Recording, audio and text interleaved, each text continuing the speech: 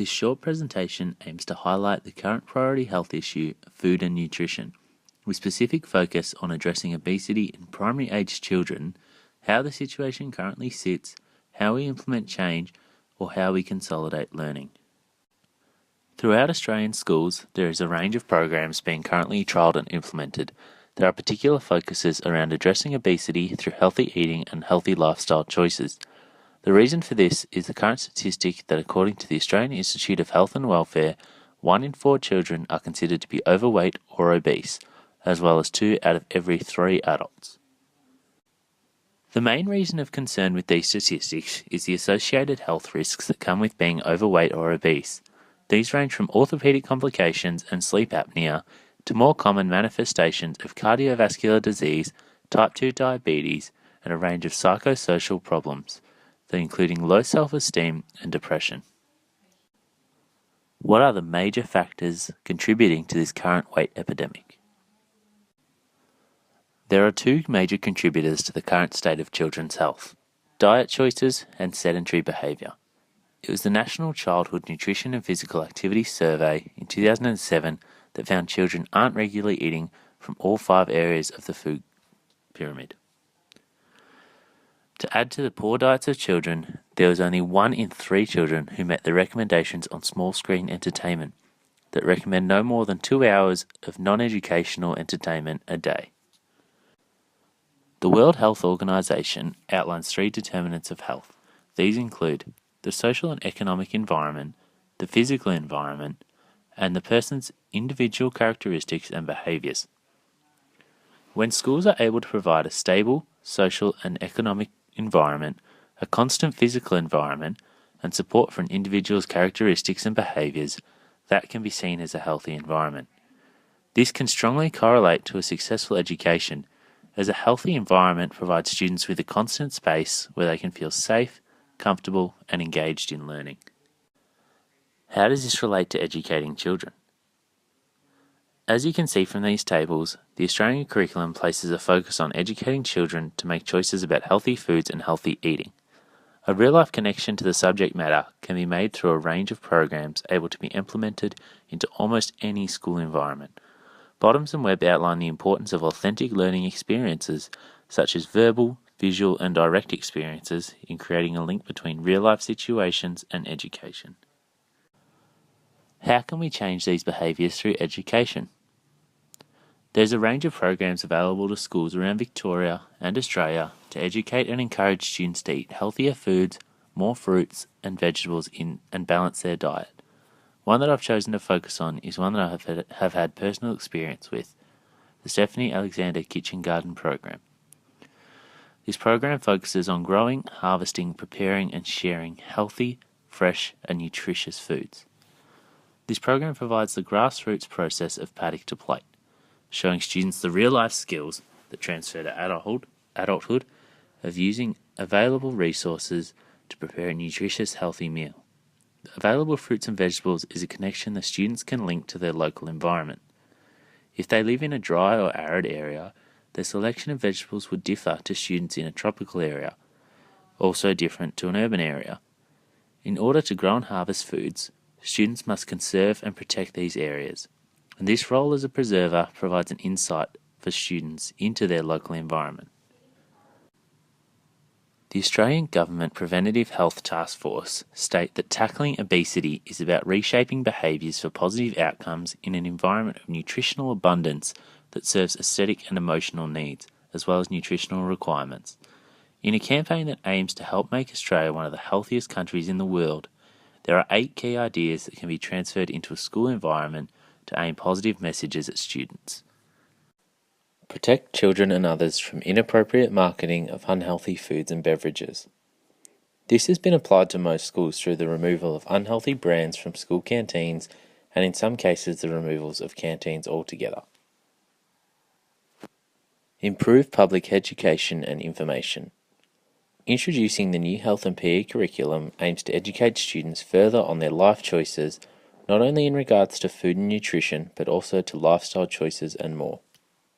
Reshape urban environments towards healthy options. Community gardens have been introduced in some urban environments for people who have minimal access to yards or gardens. Strengthen, upskill and support primary healthcare workers and the public health workforce to support people in making healthier choices. By encouraging staff in the healthcare workforce to encourage a culture of healthy eating through educating staff from their time in university to peer training and professional development on health. Close the gap for disadvantaged communities. One of the toughest ideas to implement, as disadvantaged communities may not have access to the same resources as others. Attempting to create programs that require minimal resources and costs, enlisting assistance from local organisations can also help. For schools in a low socioeconomic area, there are up to 80 grants available through application for the Stephanie Alexander Kitchen Garden of up to $10,000. Build the evidence base, monitor and evaluate effectiveness of actions. Learn what schools are doing and what works. Build on this by reviewing what doesn't work. Maternal and child health. Have targeted programs to encourage healthy eating for pregnant women and breastfeeding for newborns. A national food strategy for Australia. Implement a national strategy for national goals in relation to health and nutrition. Apply these strategies in schools to spread the goals nationwide. Creating a national program to assist in healthy food and nutrition choices is becoming more necessary than ever, as rural areas of Australia have the highest obesity rates in the country. But why is this whole nation program needed? Through a study of 2,500 people, obese or overweight men appear to be unfazed by the fact that they may be obese or overweight. So why are they unfazed? This can be attributed to any number of reasons. A lack of education regarding the importance of health, an unhealthy diet, a sedentary lifestyle, or even a lopsided work-life balance can all be considered. This example is being set to so many young students that addressing this at a young age emphasises the need for a healthy lifestyle. Selecting a resource that's appropriate for helping teaching and learning of healthy eating. The Food Balance Game.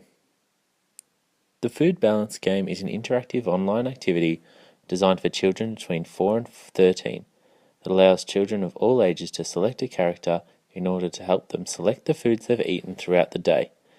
By doing so, they attempt to help the tightrope character to be able to cross the high wire.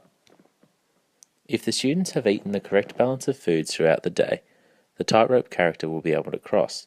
If not, the character will fall into a pool of water. At the completion of the activity, students are provided with a detailed report that states where they can improve on their food choices throughout the day. The Food Balance Game, a government-supplied resource, assists with connecting the learning to the curriculum, as well as monitoring students' progress, as there's a range of follow-on activities that could come from the reports that they get given at the end of the activity. Bates and Poole describe the increasing amount of support for technology in education. The interactive nature of technology provides an unparalleled, engaging platform for education that can be customised, organised and censored to any range of age groups. The increasing use of technology allows for the implementation of programs such as the Food Balance Game, as access to computers, tablets and laptops is higher than ever before. By using more technology in the classroom, Sandholz explains the shift to a student-centred classroom, where the focus is on individual learning by being able to customise these tasks to the capability levels of individual students. Although there are seemingly unlimited advantages of using technology in the classroom, there are a number of reservations. The major reservations are explained by Carl as the inability to monitor students' progress, the current lack of ICT safety education, and the struggle to match technological lessons to meeting academic standards. So how do we address this growing trend of obesity in primary age children? Throughout this presentation, there has been a small sample of the resources available to teachers. There is almost always a way to make these resources applicable in almost any school, through grants, community involvement, or even volunteering. It's the programs such as these that, with the proper education and research behind them, can help to engage an entire generation and begin to change the unhealthy lifestyles that we are currently living. Thanks for watching.